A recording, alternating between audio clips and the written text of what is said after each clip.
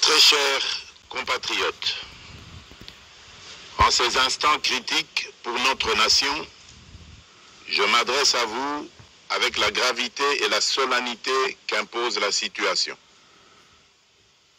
L'Est de notre pays, en particulier les provinces du Nord Kivu, du Sud Kivu et de l'Ituri, fait face à une aggravation sans précédent de la situation sécuritaire. Les forces de défense du Rwanda, en soutien de leurs marionnettes du M23, poursuivent leur entreprise terroriste sur notre territoire, semant la terreur et la désolation parmi nos populations.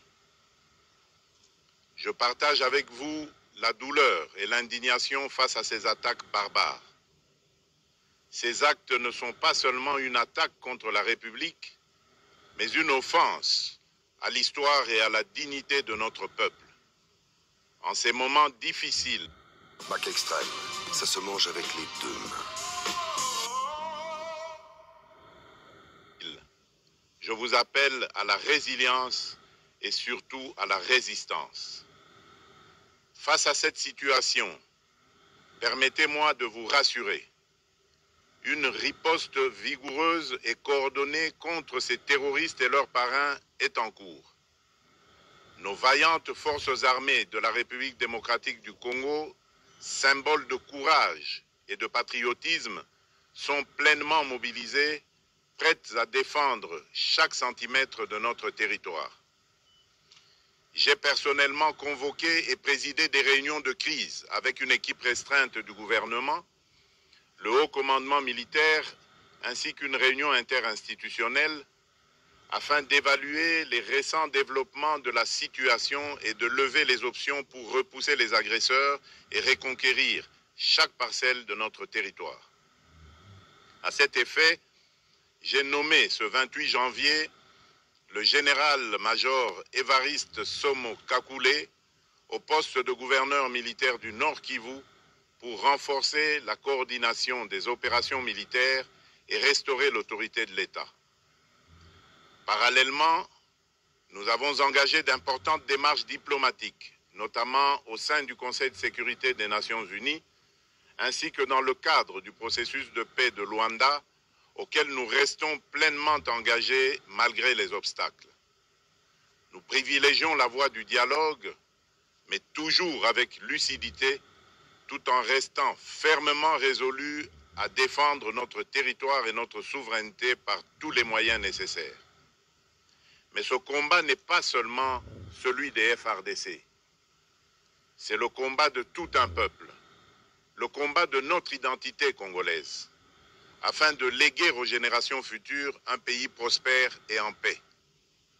À tous nos compatriotes, dans chaque province, chaque ville, chaque territoire et chaque village, ainsi que ceux de la diaspora, sans distinction d'appartenance ethnique ou politique, unissons nos efforts. Apportons un soutien indéfectible, moral et matériel à nos vaillants soldats. Mobilisons-nous comme un seul homme pour défendre notre souveraineté et sauvegarder notre intégrité territoriale. Je suis pleinement conscient des souffrances de nos compatriotes qui fuient les hostilités. Le gouvernement est instruit d'activer le plan d'urgence humanitaire pour venir en aide aux déplacés. À vous, habitants de Goma et des environs, je ressens profondément votre douleur qui est aussi la mienne. Elle traverse nos cœurs et nos âmes en tant que fils et filles d'une même patrie. Mais face à cette épreuve, je vous exhorte à puiser dans cette force intérieure qui fait la grandeur du peuple congolais. Résistez avec courage. Faites preuve de vigilance constante et gardez votre calme malgré l'adversité. Sachez que nous ne sommes pas restés inactifs. Des plans de contingence sont préparés pour assurer la protection de la population civile et prévenir toute escalade de la violence. Les dispositifs de sécurité ont été renforcés pour protéger les zones stratégiques et nous travaillons sans relâche pour garantir le fonctionnement des services essentiels. Je tiens à rendre un hommage solennel à tous ceux qui ont payé le prix ultime dans cette lutte pour notre dignité et notre souveraineté. J'ai une pensée pieuse pour le général-major Peter Chirimwami, gouverneur militaire du Nord Kivu, tombé les armes à la main. Je m'incline avec respect devant la mémoire de tous nos militaires et de tous les Wazalendo tombés sur le champ d'honneur. Je pense aussi aux soldats de la mission de la communauté de développement d'Afrique australe, la SAMI DRC, qui combattent à nos côtés aux casques bleus de la MONUSCO, qui ont sacrifié leur vie pour la paix, ainsi qu'aux innombrables civils victimes de la barbarie ennemie. Leur courage et leur sacrifice ne seront jamais oubliés. Et nous portons leur flambeau avec la ferme détermination d'achever leur noble combat. Je voudrais ici interpeller directement la communauté internationale et l'Union africaine. Le Rwanda continue de violer ouvertement et sans scrupule les principes fondamentaux de la Charte des Nations Unies ainsi que les accords régionaux. Pire, ces agissements se déroulent dans une impunité totale et ce, avec un mépris manifeste des règles internationales et des valeurs que ces institutions sont censées défendre. Cette attitude arrogante, qui ne cherche même plus à masquer ses forfaits, est une provocation inacceptable à l'égard de notre souveraineté et de la stabilité régionale. La présence de milliers de soldats rwandais sur notre sol, leur soutien politique, logistique et militaire à leur pantin du M23, ainsi que leur implication dans l'exploitation illégale de nos ressources naturelles, nous conduisent tout droit à une escalade aux conséquences imprévisibles, mettant en danger toute la région des Grands Lacs. Votre silence et votre inaction face à la barbarie du régime de Kigali et aux atrocités perpétrées par ses supplétifs sur notre territoire constituent un affront non seulement à la République démocratique du Congo, mais également aux valeurs universelles de justice et de paix. Le peuple congolais prend acte de cette passivité qui frôle la complicité. Soyez sûrs d'une chose, la République démocratique du Congo ne se laissera pas humilier ni écraser. Nous nous battrons et nous triompherons. Congolaises et Congolais, l'heure est certainement grave, mais notre détermination est encore plus inébranlable. Ce moment critique nous offre l'opportunité de montrer au monde ce qui fait notre force, c'est-à-dire notre unité sans laquelle tous nos efforts seraient vains. Je vous appelle à être vigilants, mais à ne pas céder à la haine, aux divisions ou à la violence. Je condamne avec la plus grande fermeté les actes de vandalisme et de pillage qui ont visé certaines missions diplomatiques accréditées en République démocratique du Congo, ainsi que des intérêts privés dans la ville de Kinshasa. Ces comportements irresponsables dénaturent l'expression saine de notre colère face à l'agression barbare nous imposée et jettent une ombre sur les manifestations pacifiques de soutien à nos vaillantes forces armées qui luttent avec courage et abnégation pour défendre notre souveraineté. Notre engagement doit rester ferme et discipliné.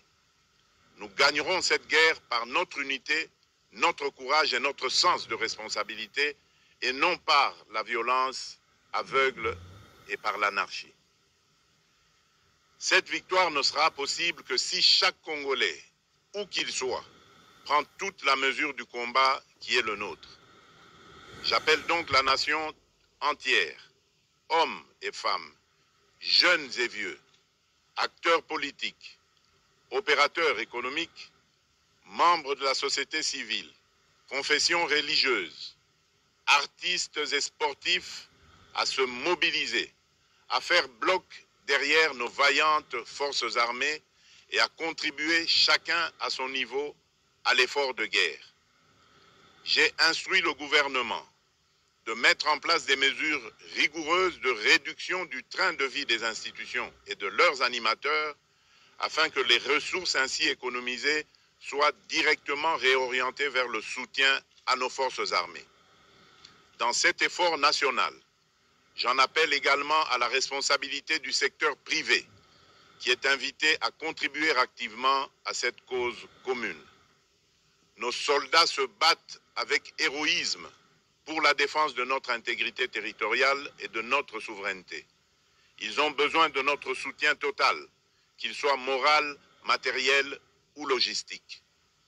À la jeunesse congolaise, pilier et espoir de notre nation, je vous exhorte à répondre massivement à l'appel de la patrie. Le moment est venu de vous lever, de mettre votre énergie et votre créativité au service de la nation. Nous devons renforcer nos rangs et chaque jeune Congolais prêt à défendre son pays a une place au sein de nos forces armées. Enrôlez-vous massivement dans l'armée. Vous êtes le fer de lance de notre projet et votre mobilisation est déterminante pour la victoire finale. Aux braves populations du Nord Kivu, du Sud Kivu et de l'Ituri, vous êtes le symbole de la résilience congolaise, une source d'inspiration pour toute la nation. Vous n'êtes pas seuls dans cette épreuve. La République tout entière se tient à vos côtés, unis dans l'espoir et la lutte. Ensemble, nous ferons face et surmonterons cette épreuve. À nos vaillantes forces armées et aux vaillants patriotes Ouazalendo, véritables sentinelles de la souveraineté nationale, je rends un hommage appuyé et vous exprime au nom de toute la République notre reconnaissance infinie et notre fierté inébranlable.